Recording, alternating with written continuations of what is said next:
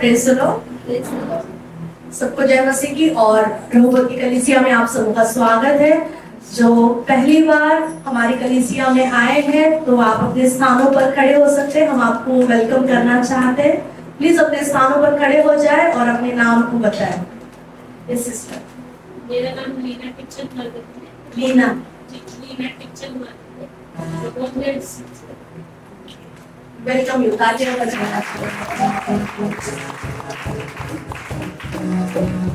मेरा नाम प्रगति।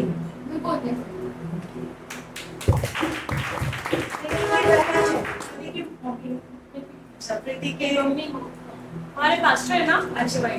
अच्छा पास्टर वो वेलकम।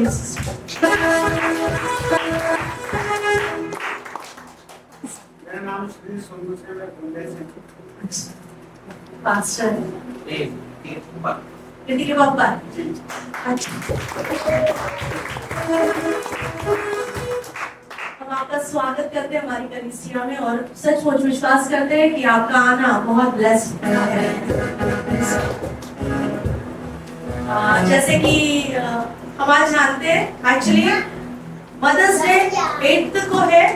अगले संडे सेलिब्रेट होना था लेकिन प्रभु की दया से हम नहीं है अगले संडे। हमारे जो कुछ महिलाएं हम नहीं होने वाले, हम नहीं रहने वाले अगले संडे यहाँ पर। हम बैंगलोर जा रहे हैं तो इस वजह से हमने ये संडे को मदर्स डे सेलिब्रेट करने के लिए डिसाइड किया। सो थोड़ा सा पहले कर रहे हैं लेकिन महीना तो अपना ही है तो हम कभी भी मना सकते हैं। तो इसलिए आप सबों को जितनी माताएं यहाँ पर हैं और जितनी माताएं जो मुझे ऑनलाइन सुनेंगी उन सबों के लिए, सबों को मैं परमेश्वर के नाम से हैप्पी मदर्स डे की शुभकामनाएं आपको देना चाहती हूँ। और ये बहुत ही प्रिविलेज्ड है कि परमेश्वर ने ये ओहदा, ये स्थान जब परमेश्वर देता है, माँ का जो दर्जा मिलना, ये बहुत ही सौभाग्य की बात है। कई बार हम सोचते हैं कि जैसे शादी हो गई तो बच्चे तो हो ही जाएंगे और बहुत इजी, सारी चीजें बहुत इजी रहती है, लेकिन कई बार ऐसा नहीं होता है। तो जो परमेश्वर ने हमारे जीवन में जो भलाई की है इसके लिए हमें हर दिन बहुत बार परमेश्वर को धन्यवाद देना चाहिए। जब भी हम हमारे बच्चों को देखते हैं उनको उनके लिए, उनके जीवन के लिए धन्यवाद देना चाहिए क्योंकि उनकी वजह से ये ओहदा हमें मिला है। तो सचमुच परमेश्वर के नाम को धन्यवाद और ऊंचा उठाते हैं कि परमेश्वर ने हमें चुना ताकि हम किसी दास और दासी को बना सके। हाँ, क्या मेरे साथ है?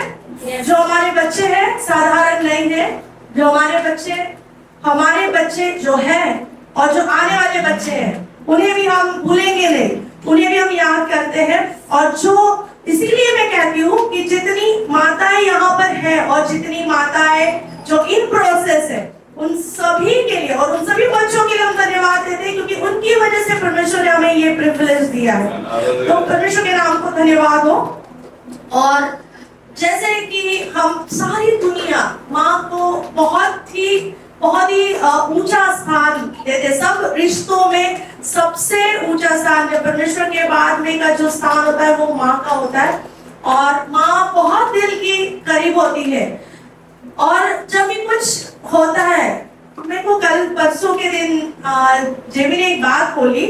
हम गाड़ी में ट्रैवल कर रहे थे और कुछ हुआ, कुछ बात हो गई तो मैंने एकदम से, उसने मुझे कुछ बोला तो मैंने बोला अरे बाप रे, ऐसे बोला। तो बोलते हैं अरे बाप रे क्यों बोला, अरे माँ क्यों नहीं बोली।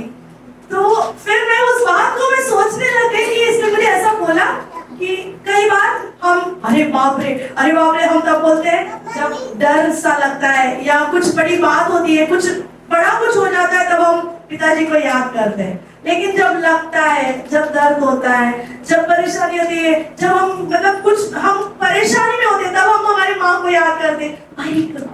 ओह लग गया, जब कभी हमें चोट लग गई तो हम माँ का नाम लेते, तब बाप का नाम नहीं आता है। मतलब मैं नहीं समझ पाती हूँ क्यों, लेकिन ऐसा ही है। मतलब जब से हम बचपन से हम उस बात को सोचते हैं कि जब भी कभी लग जाती है, कभी ठोकर लगती है, तो माँ का ही नाम आता है, वही माँ, वो माँ। मतलब हम ऐसा बोलते हैं कि हम मराठी में आई करके ऐसा बोलते हैं ना, मम्मी को याद करते हैं। क्योंकि क्यों, तो हर एक हालातों में, बीमारी में, परेशानी में, तकलीफों में वो हमारे सबसे करीब होती है। वो हम कई बार ऐसा होता है कि हम बोल भी नहीं पाते हैं, चीजों को बोल भी नहीं पाते, लेकिन माँ हमारे चेहरे को देखकर, हमारी बातों से, हमारे बर्ताव से वो समझ पाती है कुछ तो हुआ है, कुछ गड़बड़ है, कुछ हुआ है, कुछ तकलीफ है क्या, वो पूछती है, कुछ प्रॉब्लम है क्या, कुछ तकलीफ हो रही है क्या। ये माँ का स्वभाव है। और ये स्वभाव, क्योंकि ये मतलब मैं सोच रही थी इस बात को, जब ये वचन को बना रही थी, तो मैंने सोचा कि कैसे परमेश्वर एक माँ को कैसे बनाया, कुछ अलग बनाया हुआ है ना। मनुष्यों की उत्पत्ति की, और मनुष्य की उत्पत्ति करने के बाद परमेश्वर ने देखा कि आदम का अकेला रहना सही नहीं है, इसलिए उसने उसे गहरी नींद सुला दी, और उसमें से एक रिब को निकालकर, एक फसली को निकालकर उसने हवा को बनाया। और हवा को जब उसके सामने लाया, आदम के सामने लाया, तो कहता है कि ये सारे प्राणी मात्र की माता है, इसलिए उसका नाम हवा कहा गया था, सारे प्राणी मात्रा की माता।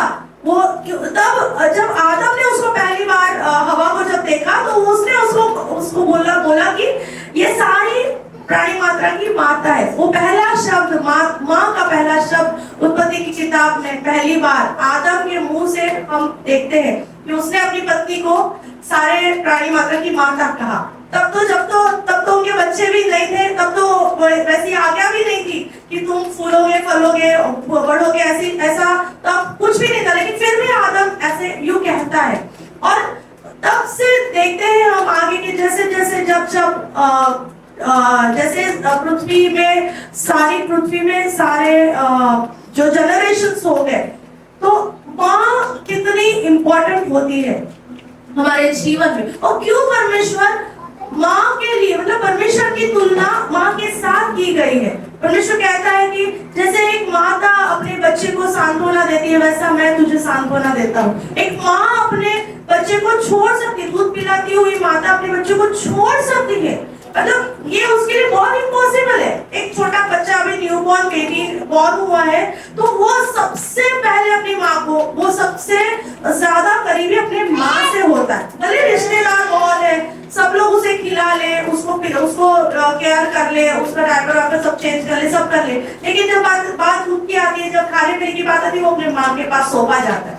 भले घर में कितने भी लोग हैं, 10 लोग हैं, 50 लोग भी रहेंगे, लेकिन जब बेबी को जब फीड करने का समय आता है, तभी वो अपने आप अपनी माँ के पास में पहुंचाया जाता है। भाई ले लो, इसको भूख लगे, है ना। मतलब इसका मतलब है कि कोई भी बेबी को माँ से और माँ को बेबी से अलग नहीं कर सकता, कितना भी प्यारे रिश्ते क्यों ना हो। एक बाप का बहुत प्यारा, बहुत गहरा रिश्ता अपने बच्चे से होता है, लेकिन फिर भी जब फीडिंग के टाइम में वो बोलता है कि लो संभालो, वैसा ही हमारा भी हमारे परमेश्वर के साथ में वैसा ही गहरा रिश्ता है। इसलिए परमेश्वर अपनी तुलना माँ के साथ करता है। वो कहता है कि मैं तुम्हें माँ के समान हूँ, मैं तुम्हारे माँ के समान में तुमको कंफर्ट देता हूँ। मैं एक वचन को पढ़ते हैं, हम वचन को पढ़ेंगे कि यशायाह नबी की किताब उसका 66 का 66 का 13 वचन कहता है, जिस प्रकार माता अपने पुत्र को शांति देती है, वैसा मैं तुमको शांति देता हूँ। तो जैसे माँ का हमारे जीवन में जो इम्पोर्टेंस होता है, उसे कहीं बढ़कर ज्यादा परमेश्वर का हमारे जीवन में इम्पोर्टेंस है। हम देखेंगे कि ऐसी एक माँ के विषय में मैं आपके सामने एक माँ को लाना चाहती हूँ, जो पवित्र शास्त्र में जो एक माता थी, जिसने अपने बच्चे के लिए कैसे परमेश्वर से बच्चे के लिए उसने बरकत को पाया। उससे पहले हम और एक वचन को पढ़ते हैं, तुलसी की किताब उसका 3 अध्याय और 20 वचन। यहाँ पर एक आज्ञा दी गई है। हमने जैसे हम 10 आज्ञाओं को मानते हैं, 10 आज्ञाओं को पालन करते हैं। जो निर्गमन की किताब उसका 20 का 12 में हमको सभी को पता है कि तू अपना बाप और अपनी माता की आज्ञाओं में रहना, है ना, क्योंकि परमेश्वर ने ये आज्ञा को हमें दिया है।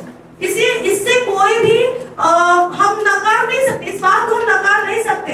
जैसे परमेश्वर सारे जितने विश्वासी लोग हैं सभी लोग उस 10 आज्ञाओं को उसका पालन करते हैं। उसमें से 5वीं आज्ञा ये है कि तू अपने माता और पिता का आदर करना।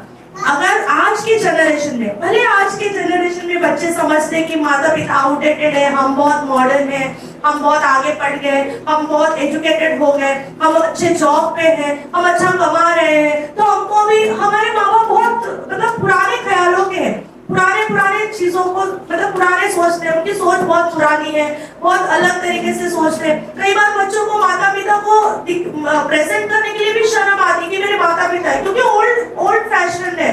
आज का जो दौर चल रहा है, इस दौर में जहाँ पे हम जी रहे, परमेश्वर का वचन कल, आज और युगानुयुग एक सा है। अगर वचन 2025 से भी पहले लिखा गया है कि तुझे अपने माता और पिता का आदर करना है, तो बच्चे आज क्या और कल क्या और आने वाली कितने भी जनरेशन में तुम्हें ये करना ही है। वो कोई उसमें कोई मॉडर्नाइजेशन नहीं होता है, उसमें कोई भी मॉडिफिकेशन नहीं होएगा, क्योंकि परमेश्वर का वचन कहता है कि वो आपको करना ही है। हम वचन को पढ़ते हैं, कुलुसी की किताब उसका 3रा अध्याय और 20 वचन, वो मेरे लिए पढ़ ले।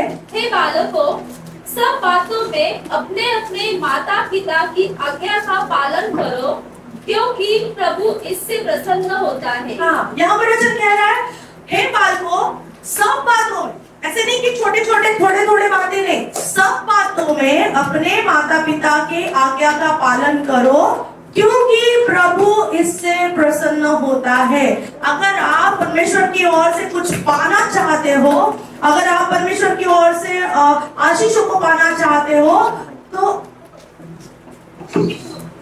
आपके लिए ये बात लिखी गई है, मेरे लिए और आपके लिए परमेश्वर का वचन ये कह रहा है कि अगर हम परमेश्वर को प्रसन्न करना चाहते हैं तो हमें हमारे माता और पिता की बातों को मानना है, उनकी आज्ञाओं में रहना है, क्योंकि परमेश्वर की यही इच्छा है। परमेश्वर ने, मैं आपको एक बात बताती हूँ कि देखो, हमारे पास जब हम बॉर्न हुए, जब हम पैदा हुए, क्या हमारे पास चॉइस था क्या कि हम कौन से माँ के पेट से हम आने वाले? क्या हमारे पास चॉइस था?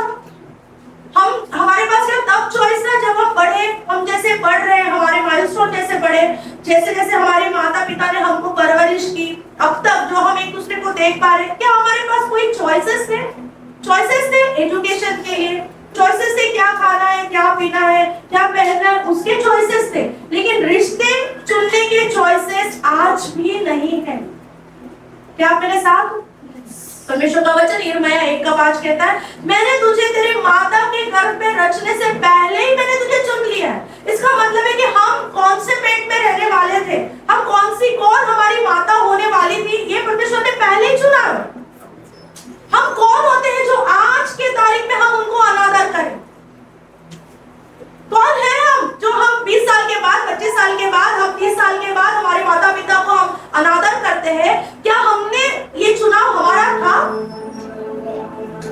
ये तो परमेश्वर ने हमें चुना। हाँ, परमेश्वर ने हमें उस माँ की कोख में डाला जहां पर हमें होना चाहिए। उसमें कोई भी मतलब उसमें ऐसी कोई बात नहीं। मेरी अपनी गवाही है कि मेरी अपनी गवाही, जब मैं छोटी थी, जब मेरे ख्याल से मैं 6th स्टैंडर्ड में 7 साल की रहूंगी, तब मेरे को ऐसा लगता था मैं ये परिवार में क्यों चली।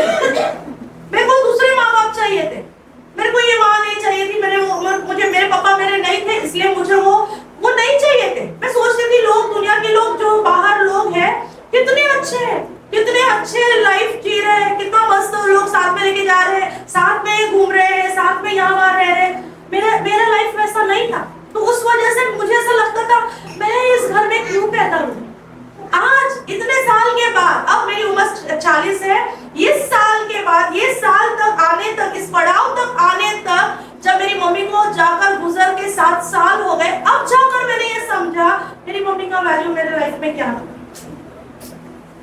अब मैं आपसे सच में कहती हूँ, अगर आपके जीवन में आपकी माँ अगर आपके साथ में है, इससे बड़ी ब्लेसिंग कोई नहीं है, कोई नहीं है। वो कैसी भी रहे, वो विश्वास में है क्या नहीं है, वो कैसी भी है, काली है क्या मोटी है, क्या कैसी दिखती है या अच्छी नहीं रहती है, वो कैसे भी कपड़े पहनती है, उसका बर्ताव अच्छा नहीं है, वो बातें अच्छी नहीं करती, वो कड़वी बातें बोलती है, वो हमेशा कुछ ना कुछ गलत बोलती, कोई बात नहीं।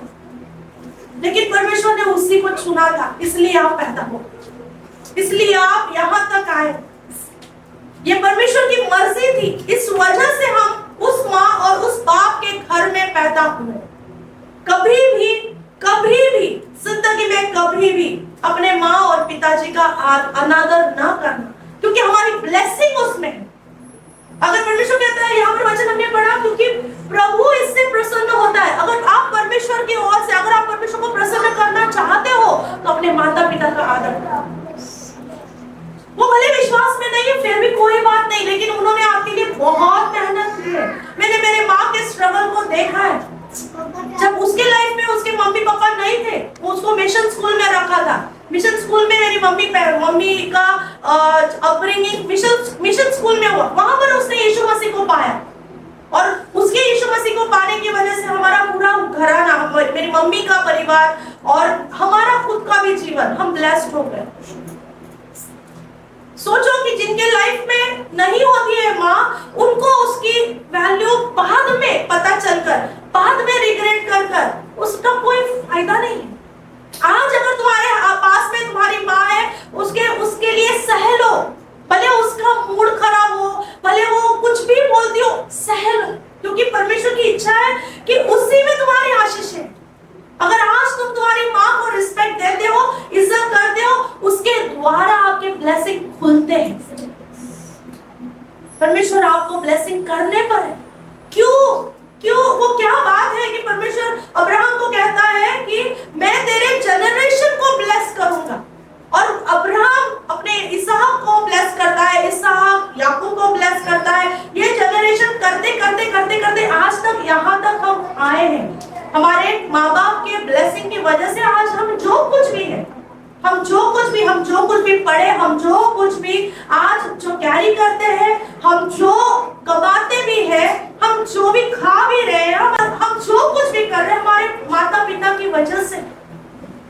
भले पढ़े लिखे है कि नहीं है कोई फर्क नहीं पड़ता, लेकिन उन्होंने अच्छी परवरिश दी है, उन्होंने उनका दी बेस्ट दिया है, कुछ भी रखा नहीं। मैं अभी भी मैं इस बात को आपको बताना चाहती हूँ कि एक माँ, क्यों परमेश्वर कहता है कि मैं एक माँ के समान हूँ, क्योंकि परमेश्वर ने भी इतना प्रेम किया कि बेटे को दे दिया, सैक्रिफाइस कर लिया। एक माँ भी जब बच्चे को खाना खिलाने का रहता है, पहले माँ बच्चों को खिलाती है, वो साथ में नहीं बैठती।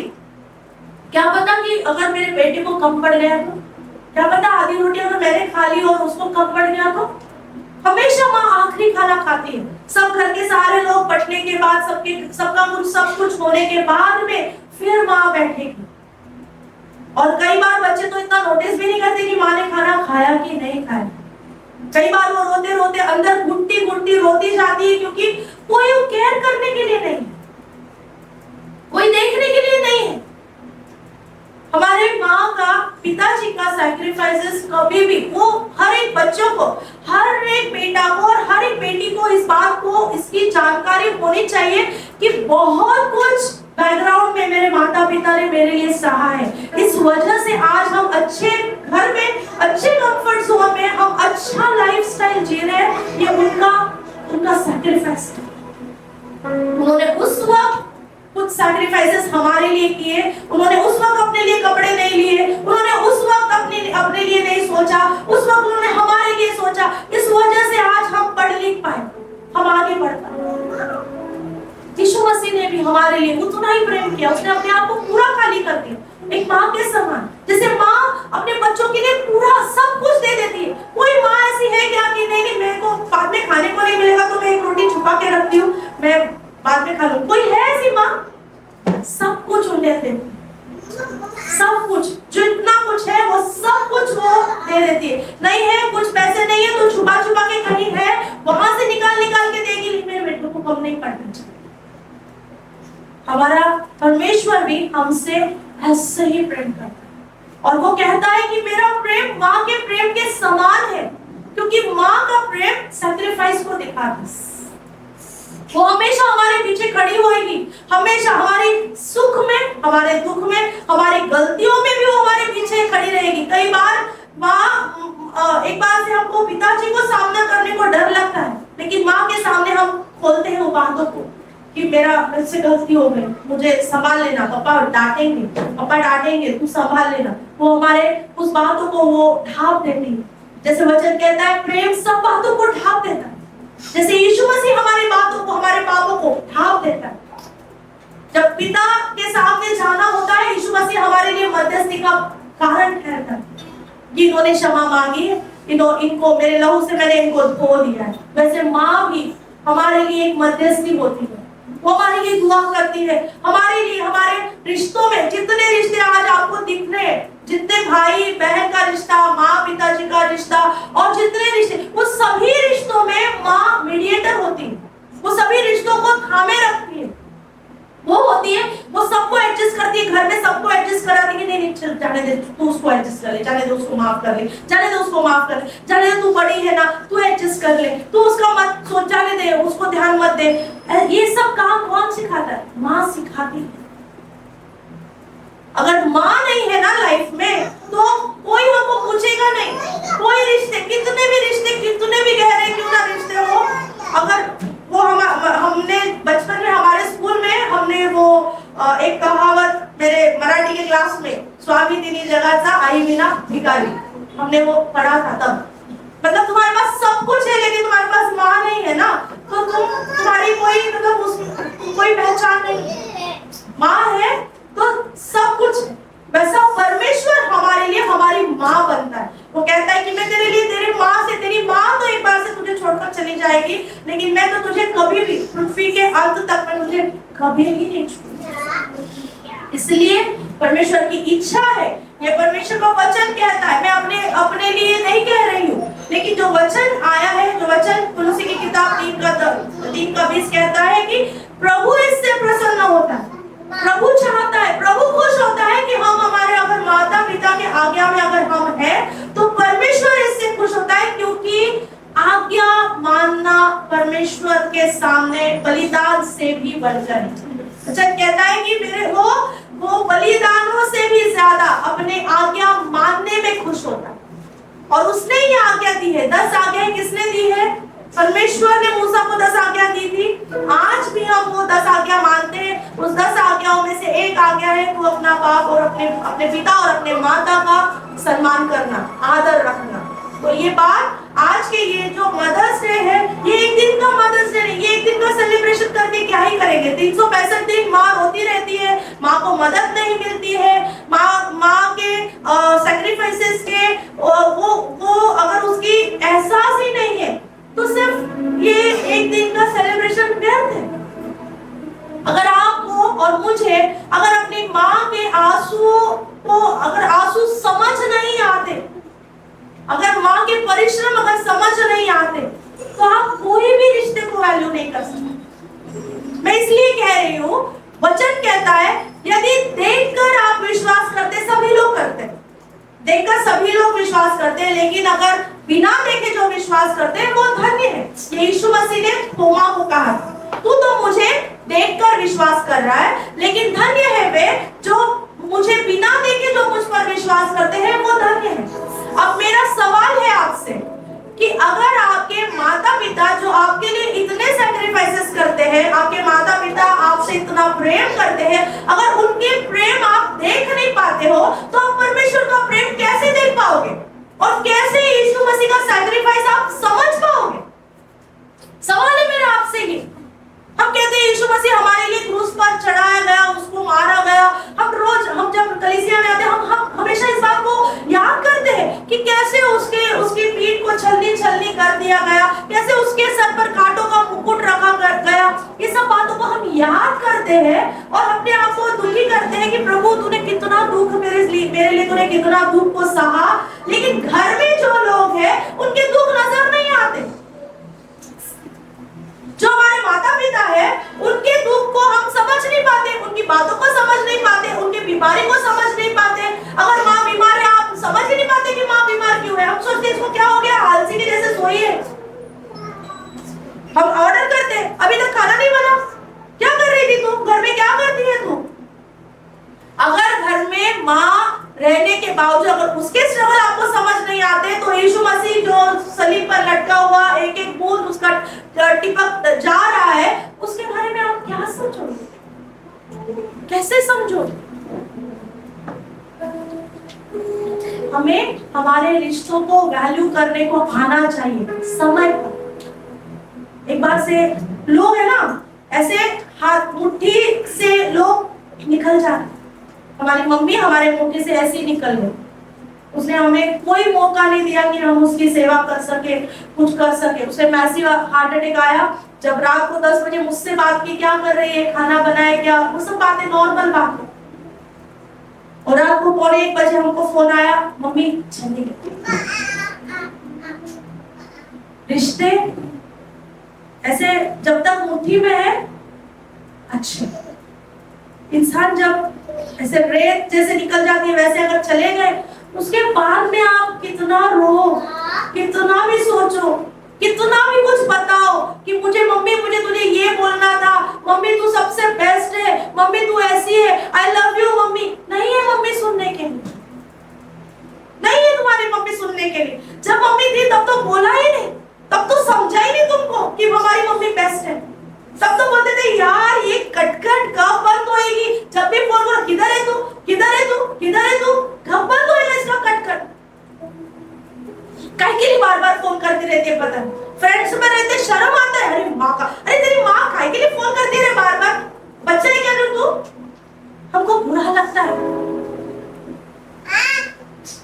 फिर एक टाइम आता है कि माँ का कॉल आना बंद हो जाएगा, तरसेंगे। मैं तरसती हूँ आज भी। तब मम्मी फोन करती थी दिन में 10 बार, किधर गई, क्या चल रहा है, खाना खाया क्या, टिफिन लिया क्या, बच्चे क्या कर रहे हैं। तभी इरिटेट होता था, अरे अभी तो फोन की थी 1 घंटे पहले, अभी वापस 1 घंटे के बाद फोन कर रही, अभी फोन कर रही, लेकिन अभी मम्मी नहीं है फोन करने के लिए, अभी पूछने के लिए भी कोई नहीं। मैं आपको क्या बताना चाह रही हूँ, सिर्फ मदर्स डे सेलिब्रेट करना, अगर रियल मदर्स डे सेलिब्रेट करना है, माँ की वैल्यू करना सीखो, उनके स्ट्रगल देखो कि कहाँ उनके स्ट्रगल हो रहे, कहाँ वो रुक रही है, कहाँ उसे बुरा लग रहा है, कुछ एक बात से उसे हर्ट हो रहा है क्या, जिसने तुमको इतना दर्द से 9 महीना संभाल के। मैं इसलिए ये बात बोल रही हूँ क्योंकि आज मदर्स डे, मैं आपको ये बताना चाहती हूँ, जब एक लड़की जब वो प्रेग्नेंट रहती है, जब वो प्रेग्नेंट होती है, तब से उसका स्ट्रगल चालू हो जाता है, क्योंकि उसको कैरी करना है। अब वो जो चाहिए वो खा नहीं सकती, वो दौड़े दौड़े भाग नहीं सकती, वो अपने आप को उसको संभाले क्योंकि बच्चा है। तब से लेकर वो अपने आप को सैक्रिफाइस करती है कितना, तब तक जब तक वही बच्चा जिसको 9 महीने अंदर रखा, वो बाहर आने के बाद बच्चे को खिलाओ पिलाओ, उसके सारी जरूरतों को पूरा करो। वो बच्चा 20 साल का होने के बाद बोलता है देखो अकल नहीं, देखो समझता नहीं है मम्मी, तू बहुत आउट फैशन है, आउटडेटेड है, तू मॉडर्न जमाना है। सोचो मम्मी पे क्या बीतती रहेगी। जो बच्चों को इसको बोलने का ये नहीं था, इसको मैंने मम्मा बोलने को सिखाया, वो मेरे को बोल रहा है मम्मी तू आउट फैशन है, देखो साथ में लेके नहीं जा सकते मम्मी, कैसा तेरा अवतार है, देखो साथ में मेरे दोस्त लोग मुझे हंसेंगे, कैसा तेरे को मैं साथ में लेके जाऊं। जिसने कपड़ा पहनने को सिखाया, जिसने खाना खाने को सिखाया, वो एक टाइम के बाद नहीं लगती, नहीं चाहिए। ऐसा ही हम परमेश्वर के साथ भी करते हैं।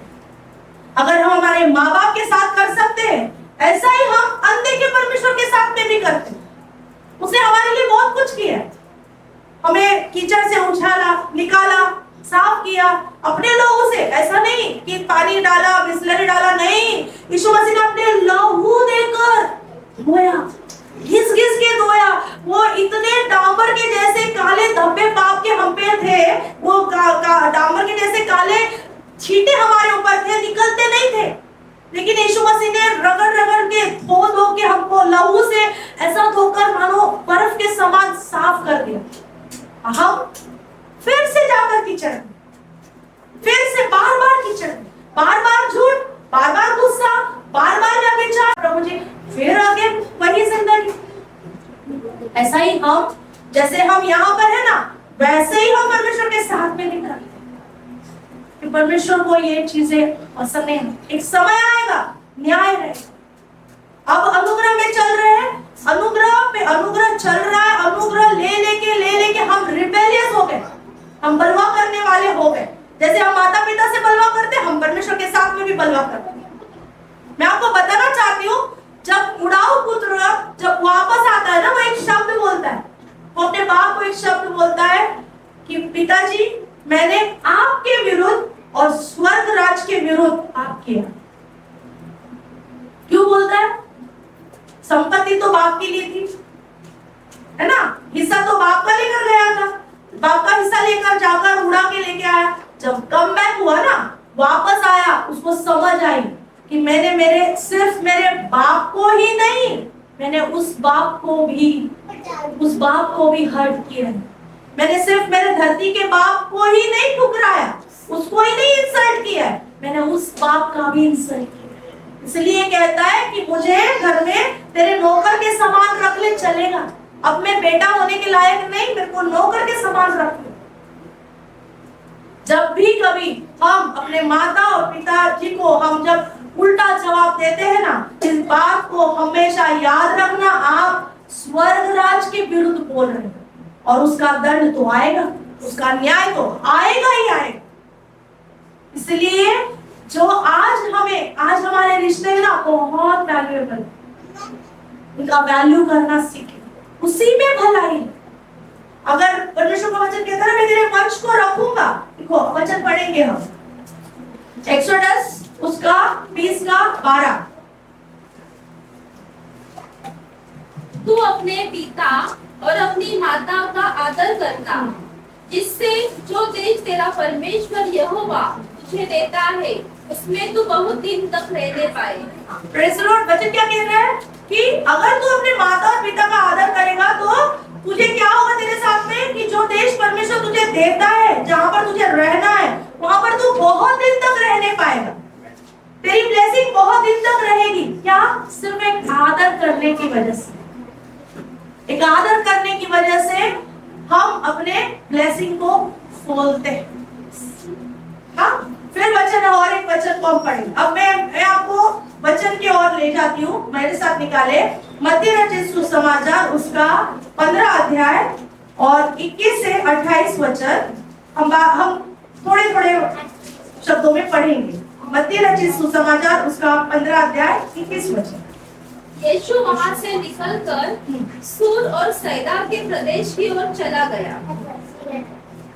उस प्रदेश से एक कनानी स्त्री निकली और चिल्लाकर कहने लगी, हे प्रभु, दाऊद की संतान, मुझ पर दया कर, मेरी बेटी को दुष्टात्मा बहुत सता रहा है। हाँ, यहाँ पर एक कनानी स्त्री के विषय में लिखा गया है कि एक माँ है, ये कनानी स्त्री एक माँ है और इसकी बेटी को दुष्टात्मा बहुत सताता था।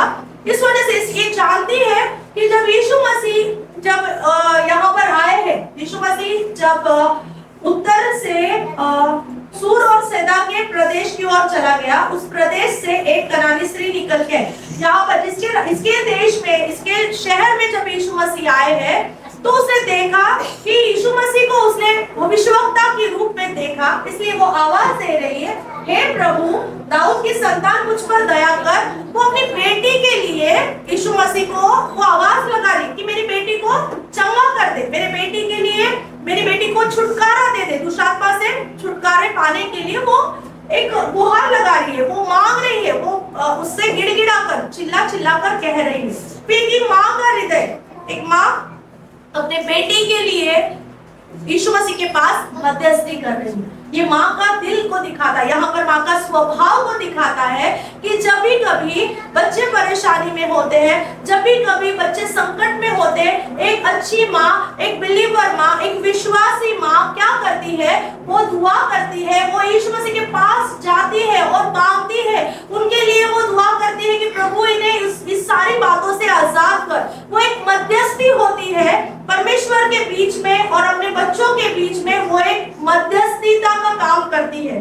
अगर आज आप मेरी बात को समझ रहे हो, अगर आज आप मेरी बात को मान रहे हो, तो परमेश्वर आज आपको इंटरसेसरी प्रेयर में ले जाएगा। परमेश्वर आपको वो हृदय देगा कि ताकि आप अपने बच्चों के लिए रो रो कर, चिल्ला चिल्ला कर, रो कर, बोझ के साथ दुआ करने पाएंगे। आपके बच्चों के विषय आप परमेश्वर के पास में लेकर जाएंगे कि खुदा मेरे बेटे के जीवन में जीवन में ये परेशानी है, तू इसमें से इसे आजाद कर, तू इसमें इसे इसको मदद कर, इसकी पढ़ाई में इसे मदद कर, इसके कोई कुछ और विषय है उसमें तू उसे उसकी मदद कर। इसके लिए एक माँ, एक विश्वासी माँ का ये फर्ज है कि वो अपने बच्चों के लिए इंटरसेसरी प्रेयर में आना जरूरी है। उसने वो मध्यस्थी की प्रार्थना अपने बच्चों के लिए परमेश्वर के पास में ले जाना, यीशु मसीह के पास में ले जाना जरूरी है। यहाँ पर भी वैसा ही हुआ। ये कनानी स्त्री अपने बेटी के लिए यीशु मसीह के पास में वो प्रेयर को रख रही है, मेरी बेटी को दुष्ट आत्मा तकलीफ दे रही है तो उसे आप बचाएं। लेकिन यीशु मसीह ने उसकी ओर ध्यान नहीं दिया और फिर चेलों ने वापस दोबारा आकर उससे कहा कि ये इसको आप विदा करो, ये हमारे पीछे चिल्ला चिल्ला कर आ रही है, ये बहुत ही पीछे लग गई, हमारे बहुत पीछे लगी हुई है, तो इसे आप विदा करो, इसको दुआ करके आप इसको जाने दो, या इसको इसके जो भी विषय है वो हैंडल करके इसको जाने दो। तब भी यीशु मसीह उसके ऊपर ध्यान नहीं देते। कुछ वजह है ना कि यीशु मसीह उसके ऊपर ध्यान नहीं देते। वो स्त्री फिर से गिड़गिड़ाकर यीशु मसीह के पास जाती है और कहती है कि दया करे। आगे वचन ऐसा कहता है कि क्योंकि वो हमारे पीछे चिल्लाती हुई आ रही है। उसने उत्तर दिया, इस्राएल के घराने की खोई हुई भेड़ को छोड़ मैं किसी के पास नहीं भेजा गया। पर वह आई और यीशु को प्रणाम करके कहने लगी, हे प्रभु मेरी सहायता कर। यहाँ पर वो कह रही है, वो यीशु मसीह के पास आकर और नम्रता से, क्योंकि अभी हम नहीं जानते कि इसके बैकग्राउंड की स्टोरी क्या है, लेकिन शायद उसने सारे दवा कर लिए होंगे, सारे वैद्य कर लिए होंगे कि मेरी बेटी का उसकी बच्ची को अच्छा लाइफ होने के लिए, उसमें से छुटकारा करने के लिए उसने काफी सारे प्रयोग किए होंगे, लेकिन उसमें से उसे नजात नहीं मिली, उसमें से उसे आजादी नहीं मिली। इस वजह से वो यीशु मसीह के बारे में उसने सुना होगा, तब जाकर वो यीशु मसीह के पास आकर कह रही है कि प्लीज कृपया मेरी सहायता करें। ये कनानी स्त्री है। यहूदी लोग कनानी लोगों के साथ में वो संबंध नहीं रखते थे, वो उनको लंबा कर देते थे, क्योंकि जब पुराने नियम में हम देखते हैं कि कनानी लोगों के लिए कहा जाता था कि लोग श्रापित लोग हैं। कनान ये नूह जो था, नूह का ग्रैंडसन था, और क्योंकि नूह के बेटे ने उसे नूह को खुला देखा था, तो इस वजह से जब नूह को गुस्सा आकर उसने उसके बेटे को शाप दिया, तो कहता है कि कनान शापित रहेगा। इसलिए यहूदी लोग और कनानी लोग, इनका मेल नहीं होता था। यहूदी लोग उनसे दूर रहते थे, उनको अपने में लेते नहीं थे, उनको अलग रखा जाता था। जैसे समरिया के लोग रहते थे, वैसे ही कनानी भी लोग, परमेश्वर ने उनसे कभी भी उनको करीब नहीं देखा। तो इस वजह से यहाँ पर ये कनानी स्त्री जब आकर यीशु मसीह के पास आकर वो दुआ कर रही है कि प्लीज कृपया मेरी सहायता करे, इसलिए यीशु मसीह उसे कह रहे हैं कि मैं तो यहूदी लोगों के लिए भेजा गया हूँ, मेरी जो यहूदी भेड़ है, जो खोई हुई भेड़ है, मैं उनके लिए भेजा गया हूँ। लेकिन फिर भी एक माँ का एक स्वभाव होता है कि नहीं, मेरे बच्चे के लिए मैं हिम्मत नहीं हारूंगी, मैं मेरे बेटे के लिए मैं कुछ भी कर लूंगी, चाहे जिसके भी पैर पड़ने पड़े मैं करूंगी। इसलिए वो यीशु मसीह को प्रणाम करके कह रहे हैं कि प्लीज कृपया मेरी सहायता करें, मुझे इसमें से आजादी दे। और जब वचन कहता है आगे, यीशु मसीह उसे क्या कहते हैं, देखो, उसने उत्तर दिया, लड़कों की रोटी लेकर कुत्तों के आगे डालना अच्छा नहीं। अब इससे और अपमानित क्या होना, जब यीशु मसीह खुद कह रहे हैं कि मैं अपने बच्चों की रोटी, हम अपने बच्चे अगर भूखे हैं और अपने बच्चों की रोटी क्या हम निकालकर हम कुत्तों को खिलाते हैं क्या? नहीं, मेरा डॉगी है, उसको खिलाना चाहिए पहले, ऐसा नहीं होता है ना। हम अपने पहले हम हमारे बच्चों को फीड करते हैं, पहले हम हमारे बच्चों का खाना पीना सब देखते हैं, उसके बाद में कुछ बचता है तो तब हम वो देते हैं। यहाँ पर परमेश्वर यीशु मसीह वही कह रहे हैं कि जो मैं जिसके लिए आया हूँ, मैं जिनके लिए आया हूँ, मैं पहले उनको देखूंगा, मैं पहले उनको उनके विषय को मैं हैंडल करूंगा। मैं तुम्हारे लिए यही हूँ करके कह रहा है। तो कनानी स्त्री कह रही है कि चलेगा, अगर इतनी भी अपमानित हो गई। एक माँ का स्वभाव देखो कैसा होता है कि कितनी भी अपमानित हो जाए लेकिन फिर भी वो अपने बच्चों के लिए वो सब करती है जो उसे करना है। जब बच्चों की बारी आती है ना तो वो लड़ पड़ती है, अगर वो कमजोर भी है, कितनी भी कमजोर क्यों ना हो, कितनी भी उनकी कुछ कैसी भी रहे, लेकिन जब बारी अपने बच्चों पर आती है तो माँ एक स्ट्रॉन्ग वॉरियर के जैसी वो खड़ी हो जाती है। यहाँ पर ये स्त्री हिम्मत नहीं हार रही है, ये यीशु मसीह के सामने खड़ी है और यीशु मसीह से लज्जित हो रही है। जैसे हमने कभी वचन को सुना कि अगर अपमानित भी हो जाए तो कोई बात नहीं, अगर अपमान की घड़ी भी हमारे जीवन में आती है कोई बात नहीं, अगर उससे परमेश्वर को महिमा मिलती है। यहाँ पर ये स्त्री अपमानित हो रही है।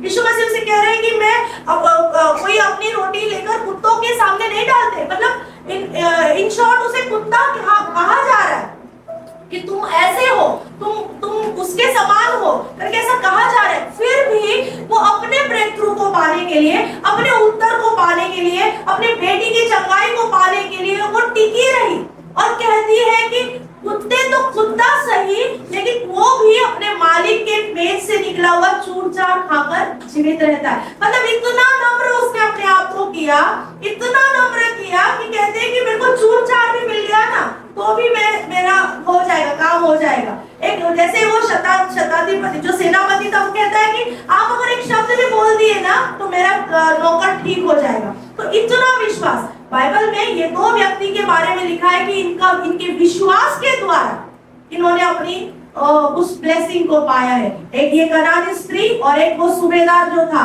जो उसका ये दोनों के विश्वास के लिए बाइबल का वचन कहता है कि हे स्त्री, हम वचन 28 पढ़ते हैं, इस पर यीशु ने उसको उत्तर दिया, हे स्त्री, तेरा विश्वास बड़ा है, जैसा तू चाहती है तेरे लिए वैसा ही हो। और उसकी बेटी उसी घड़ी से चंगी हो गई। अब मैं आपको कहना चाहती हूँ यही विषय, अगर आपके पास कुछ अपने बच्चों के लिए कुछ विषय है, उनके पढ़ाई से रिलेटेड, उनके बीमारी से रिलेटेड, उनके अच्छे फ्यूचर के रिलेटेड कुछ भी विषय है, आज उसे यीशु मसीह के पास ले जाओ और यीशु मसीह के कदमों में बैठकर उसे बोलो कि मेरे बेटे को, मेरी बेटी को ब्लेस करे। मेरे जब तक मैं उत्तर ना पाऊं मैं तब तक आपके पैरों को नहीं छोड़ूंगी, जब तक मैं उस आशीष को नहीं पाऊं मेरे बच्चों के लिए, जब तक मैं उस आशीष को नहीं पाऊं मैं तेरे कदमों से हटूंगी नहीं। चाहे मुझे कुत्ता क्यों ना बनना पड़े, चाहे क्यों ना मुझे तेरे मेज के नीचे से चूर चार भी क्यों ना खाना पड़े, कोई बात नहीं, लेकिन मैं हिम्मत नहीं हारूंगी। मैं आपको अभी जितने माताएं यहाँ पर मुझे सुन रहे हैं, मैं आपको एक एनकरेजमेंट करना चाहती हूँ, अपने बेटों की हालत, अपने बच्चियों की हालत देखकर गिव अप ना करें, उन सभी बातों को परमेश्वर के पास में ले जाए। चाहे बच्चे सुन नहीं रहे, चाहे बच्चे पढ़ नहीं रहे, चाहे वो हमारी बातों को नहीं सुन रहे, हमसे उल्टे जवाब दे रहे, हमसे अच्छा व्यवहार नहीं कर रहे, ये सभी बातों को यीशु मसीह के पास ले जाओ, उसके चरणों में ले जाओ। जब हम उसके चरणों में उस बातों को रखते हैं परिस्थिति बदलती है। तुम्हारे विश्वास के द्वारा, मेरे विश्वास के द्वारा, वचन कहता है कि तुम्हारा विश्वास बड़ा है। उसे कहता है, यीशु मसीह कह रहा है कि तेरा विश्वास बड़ा है। आज अगर हमारा विश्वास बड़ा है तो जैसा हम सोचते हैं, जैसा हम चाहते हैं वैसा हमारे लिए हो जाएगा। इस वचन के अनुसार हमारे लिए वही बातें होंगी जो आप विश्वास के द्वारा हमारे अपने दिल में रखते हो, अपने विश्वास को जाहिर करते हो, आप वही फल को पाओगे। तो आज मैं आप सबों को यही एनकरेज करना चाहती हूँ, जैसे ये कनानी स्त्री ने अपनी बेटी के छुटकारे के लिए यीशु मसीह के पास लेकर जाकर ऐसी मध्यस्थी की, चाहे अपमानित भी क्यों ना हो गई, लेकिन फिर भी उसने यीशु मसीह के कदम को नहीं छोड़ा। उसने उस परमेश्वर के पास में, क्योंकि उसे पता था मेरा सोल्यूशन यहीं पर है, मेरा सोल्यूशन मेरे ये चेले नहीं देंगे, मेरा सोल्यूशन कोई और वैद्य नहीं देगा, मेरा सोल्यूशन कहीं और से नहीं आएगा, मेरा सोल्यूशन केवल और केवल यीशु मसीह के द्वारा ही है। अगर मेरी बेटी का छुटकारा होएगा तो वो केवल और केवल यीशु मसीह के द्वारा ही होगा। जब ये उसे इस बात का प्रकाशन मिला कि केवल यीशु मसीह के द्वारा ही होएगा, इसलिए वो आखिरी तक रुकी रही, डटी रही। आज मैं भी आपको आपको ये बताना चाहती हूँ कि अपने विषय को यीशु मसीह के पास ले जाओ, डटे रहना तब तक जब तक उत्तर को ना पाओ। आपके विश्वास को देखकर आप जरूर से उस उत्तर को पाओगे। आपके विश्वास को देखकर जरूर से आप अपने बच्चों के जीवन में उस ब्रेक थ्रू को पाओगे। आज अगर वो आपकी नहीं सुन रहे, कोई बात नहीं, यीशु के मसीह के पास में जाओ, डटे रहो। खुदा उनको बदलने की सामर्थ रखता है। अगर आपके जीवन में आपके बच्चों को दिया है, आपकी जिम्मेदारी बनती है कि आप अपने बच्चों के लिए इंटरसेसरी प्रार्थना में उन्हें रखें, यीशु मसीह के पास में रखे। और बच्चों की भी ये जिम्मेदारी है कि उन्होंने अपने माता पिता के लिए, उनके लिए भी दुआ करना है, उनके लिए भी आदर के साथ में, उन भय के साथ में उनका रिस्पेक्ट करना है, क्योंकि परमेश्वर ने परिवार को बनाया है। परमेश्वर ने हर एक परिवार में, वचन कहता है कि हर एक परिवार का हेड क्राइस्ट है। यीशु मसीह हर परिवार का हेड है, मस्तक है। और पुरुष का मस्तक यीशु मसीह है और स्त्री का मस्तक पुरुष है। और बच्चों ने इन दोनों के अधीन में रहना, ये परमेश्वर ने बनाया हुआ परिवार है। परमेश्वर ने इस अम्ब्रेला को बनाया हुआ है। अगर अभी जब तक आप शादीशुदा नहीं होते हैं, तब तक आपको अपने माता पिता के अधीनता में रहना जरूरी है। जब आपकी शादी हो जाती है, तब आपका परिवार अलग हो जाता है, तब आप अलग परिवार में चले जाते हो। और जब अगर पुरुष है तो उसका मस्तक परमेश्वर यीशु मसीह उसका मस्तक बन जाता है। लेकिन जब तक आपकी शादी नहीं होती है, तब तक आपको अपने माता पिता के अधीन में रहना जरूरी है। शादी होने के बाद भी आपकी जिम्मेदारियां अपने माता पिता के प्रति होती है, उसे आपको पूरा करना है। ऐसा नहीं है कि अब मेरी शादी हो गई तो अब मैं आपको देखूंगा नहीं, अब मैं वो सब नहीं करूंगा, ऐसा नहीं है। बाइबल हमें कहीं भी ऐसा नहीं कहती कि अभी जब तुम्हारी शादी हो गई तो अब तुम्हारे माता पिता को छोड़ दो, ऐसा नहीं है। वो वचन जो वचन को कोट करते हैं लोग, वचन वैसा नहीं है। जिम्मेदारी आपको लेनी ही है। जिम्मेदारी से आप अलग नहीं होते हो, जिम्मेदारी तो आपको पूरी करनी ही है। उचित ऐसे उनके अधीनता में रहना जरूरी है। जब तक अपने माता पिता जिंदा है, तब तक हमारा कर्तव्य है कि हम उन्हें सही मायने में आदर दें, उनके अधीनता में रहें। और आज का एक जो दिन है, आज का मदर्स डे का दिन है, इसलिए मैं आप सबों को एनकरेज करना चाहती हूँ कि अपने परिवार के लिए एक योद्धा के समान, जितने माए यहाँ पर है, अपने परिवार के लिए एक योद्धा के समान खड़े हो जाए। जैसे एक कनानी स्त्री ने अपनी बेटी के लिए उसने एक युद्ध को किया, उसने यीशु मसीह के साथ में वो वार्तालाप करके उसने छीन के ले लिया। भले यीशु मसीह ने मना किया, लेकिन उसने वो चंगाई, उस छुटकारे को उसने हासिल कर लिया। आपको आपके उत्तर को हासिल करने को आना चाहिए, आपको परमेश्वर से पाना आना चाहिए कि प्रभु आपने बोला है, आपने प्रॉमिस किया है, आपने वचन बोला है कि धर्मी का वंश पराक्रमी रहेगा, तो मेरा वंश भी पराक्रमी रहेगा। मेरे बच्चे इधर उधर नहीं भटकेंगे, मेरे बच्चे जवानों के हाथों में तीर के समान रहेंगे, वो अच्छा ही करेंगे, वो अच्छे, हम ब्लेस्ड है, हम ब्लेस्ड जनरेशन है। अगर मैं एक अच्छी माता हूँ, जैसे नीति वचन 31 में कहता है, वैसी अगर मैं माता हूँ तो मेरे बच्चे मुझे दिन रात उठकर ब्लेस्ड ही बोलेंगे। हमें ये डिक्लेयर करना है, हमने ये वचन को बोलना है और वैसा ही काम करना है कि ताकि हमारे बच्चे भी हमें आदर के साथ में देख सके। हम एक मसीही परिवार में रहते हैं, हम अन्य जाति नहीं है, हम विश्वासी लोग हैं। विश्वासी लोगों में हमेशा प्रेम सबसे ऊपर। परमेश्वर ने हमसे प्रेम किया है, इस वजह से हमें भी हमारे रिश्तों में वही प्रेम, वही आदर को रखना है। आज परमेश्वर, मेरी दुआ है कि जैसे परमेश्वर ने हमसे प्रेम किया है, वैसे ही अगापे प्रेम से यहाँ पर उपस्थित हर उस बहन को परमेश्वर उस अगापे प्रेम से भर दे, ताकि आप जब भी कभी आप अपने परिवार में वही प्रेम का सोता लेकर जाए, वो प्रेम का सोता बहते जाए, ऐसे बहे जैसे परमेश्वर का वचन कहता है कि तुम्हारे अंदर से जीवन के जल बहेंगे, वैसे प्रेम के सोते आपके अंदर से बहने पाए। हम आखिरी एक वचन को पढ़ेंगे, यूहन्ना की किताब उसका 16 का 21 और 22 वचन। हम आखिरी वचन है, मैं खत्म करने पर हूँ। यूहन्ना की किताब उसका 16 का 21 वचन।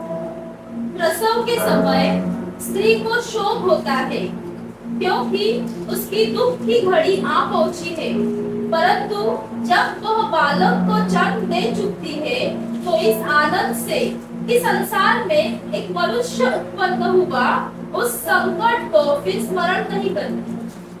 उसी प्रकार तुम्हें भी शोक है, परंतु मैं तुमसे फिर मिलूंगा और तुम्हारा मन आनंद से भर जाएगा। यहाँ पर यीशु मसीह कह रहे हैं, जैसे माता अपने बच्चे को जब जन्मती है, जन्माने पर होती है, तो उसको बहुत सारा दर्द होता है, बहुत दर्द से वो बेबी को डिलीवरी के टाइम में बहुत दर्द से वो बच्चे को जन्म देती है, और जब बच्चे को देखती है वो सारे दर्द को भूल जाती है ना। वो सारे जब बच्चा हाथ में आ जाता है तो उसकी वो सारी दर्द, सारी पीड़ाएं एक झटके में निकल जाती है। वैसा यीशु मसीह वो इस उदाहरण को यीशु मसीह दे रहे हैं कि जैसे एक माता को जब डिलीवरी के टाइम में दर्द होता है, लेकिन जब बच्चा होने के बाद वो खुश हो जाती है, वैसे ही जब मैं अब जा रहा हूँ, मैं जब पिता के पास जा रहा हूँ, तो चेलों को दुख हो रहा है कि यीशु मसीह जा रहे हैं, तो हम कैसे जिएंगे। तो वचन कहता है कि जैसे माँ को बेबी को देखकर खुशी होती है, वैसा ही तुमको भी खुशी होगी जब मैं दोबारा से लौट कर आऊंगा और जब मैं तुम्हें लेने के लिए आऊंगा। इसलिए पवित्र आत्मा हमारे लिए अभी सहायता के लिए हमें दिया गया है। एक माँ के समान प्रेम करने वाला, एक माँ के समान हमारी केयर करने वाला वो पवित्र आत्मा है, जो हमें अकेला नहीं, वो हमें अनाथ नहीं महसूस होने देता। वो हमेशा हमारे साथ में हमारी माँ की कमी, हमारे बाप की कमी, हमारे भाई बहन जितने भी जो रिश्ते हैं उनकी कमी को पूरा करता है पवित्र आत्मा। वो हमारे सारे रिश्तों को कॉम्प्लीमेंट करता है। वो हमारे साथ जब होता है तब हम अकेले कभी नहीं रहते। अगर कोई दूसरे जगह पे पढ़ने के लिए जाते हैं, माता पिता से दूर होकर दूसरे जगह पे हॉस्टल में वगैरह पढ़ने जाते हैं, बहुत बेचैन होते हैं कि हम अकेले हैं। लेकिन ऐसे हालत में भी पवित्र आत्मा कभी भी कहीं भी हमें अकेला नहीं छोड़ता। वो हमेशा हमारे साथ में, जैसे हमारे माता पिता हमारे साथ में होते हैं, वैसा पवित्र आत्मा भी हमारे साथ में हर समय होता है। और माँ की तरह वो हमें तसल्ली देता है, माँ की तरह वो हमें बातों को सिखाता है, माँ की तरह वो हमें कंफर्ट देता है। वो कंफर्ट का आत्मा है, वो सांत्वना देने वाला आत्मा है।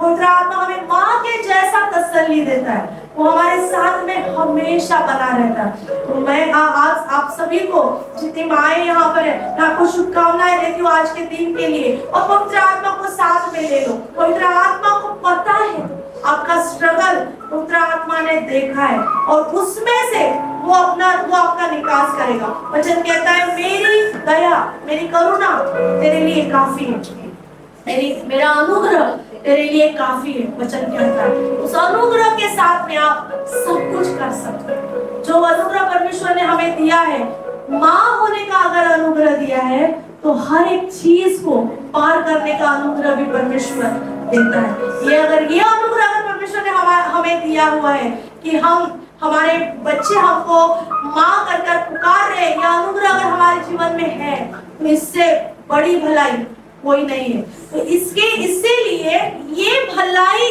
जो अगर मिली है, तो उसके लिए आप भी सेंसिटिव रहना, अपने बच्चों को कभी भी दुख ना देना, उनको कुछ भी बुरा ना बोलना, हो सके तो उनको बहुत प्यार से समझाना। परमेश्वर अगापे प्रेम से आप सबों को और मुझे भरने जा रहा है।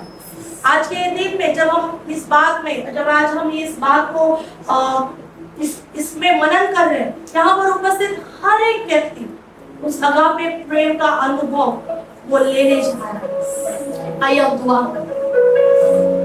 और स्तुति धन्यवाद प्यारे पिता, प्रभु यीशु के नाम से हम आपके चरणों में आते राजा। खुदा बाप, आप हमारे लिए माता के समान है राजा। खुदा आप बाप के समान है प्रभु जी। खुदा आप हमें इतने प्रेम से प्रभु, आपने हमें ऐसे इतना प्रेम आपने हमसे किया है जो दुनिया का कोई रिश्ता हमसे नहीं करता। एक बार से वचन कहता है कि एक बार से दूध पिलाने वाली माता तुझे भूल जाएगी, लेकिन मैं तुझे कभी न भूलूंगा। सचमुच खुदा ऐसा प्रेम तो हमसे करता है प्रभु जी। वो धन्यवाद देते हैं प्रभु उस प्रेम के लिए। प्रभु यहाँ पर जितने लोग उपस्थित है राजा, प्रभु हर एक के ऊपर प्रभु वो आगापे प्रेम उंडेला जाए राजा। खुदा बाप जैसे तेरा अनुग्रह हर एक के ऊपर आया है प्रभु, वैसे ही प्रभु तेरा प्रेम आगापे प्रेम आज मैं मांगती हूँ परमेश्वर। जो प्रेम आपने हमसे किया है प्रभु, वही प्रेम हम एक दूसरे से करने पाए राजा। वही प्रेम हम हमारे परिवार में बहने पाए राजा, हमारे रिश्तों में बहने पाए, हमारे बच्चों के जीवन में बहने पाए, हमारे काम क्लास की जगह पर बहने पाए प्रभु। हम जीते जिंदा प्रभु आपके जैसे प्रभु जी उस आगापे प्रेम से उत्फुल्ल हो जाए परमेश्वर। हमारा प्याला उमड़ने दे राजा उस प्रेम से खुदा। प्रभु जी ये दिन प्रभु आपने हमारे जीवन में दिया प्रभु, मैं धन्यवाद देती हूँ प्रभु। खुदा बाप आपने हमें माता के समान प्रभु बनाया, आपने हमें माता बनाया प्रभु।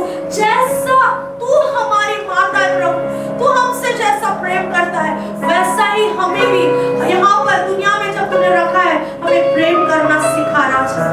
जैसे तूने प्रभु पतरस को पूछा, क्या तू मुझसे प्रेम करता है, क्या तू मुझसे प्रेम करता है? वो कहता है प्रभु तू जानता है, कहता है प्रभु हाँ प्रभु मैं तुझसे प्रेम करता हूँ। लेकिन जब तीसरी बार पूछा तो कहता है प्रभु तू जानता है। प्रभु आज तू हम सबों को जानता है प्रभु, हमारे अंदर की दिल की अवस्था को तू जानता है राजा। खुदा बाप मैं मांगती हूँ प्रभु आज का ये दिन प्रभु तूने एक अनुभव हमें दिया प्रभु, धन्यवाद देती हूँ प्रभु।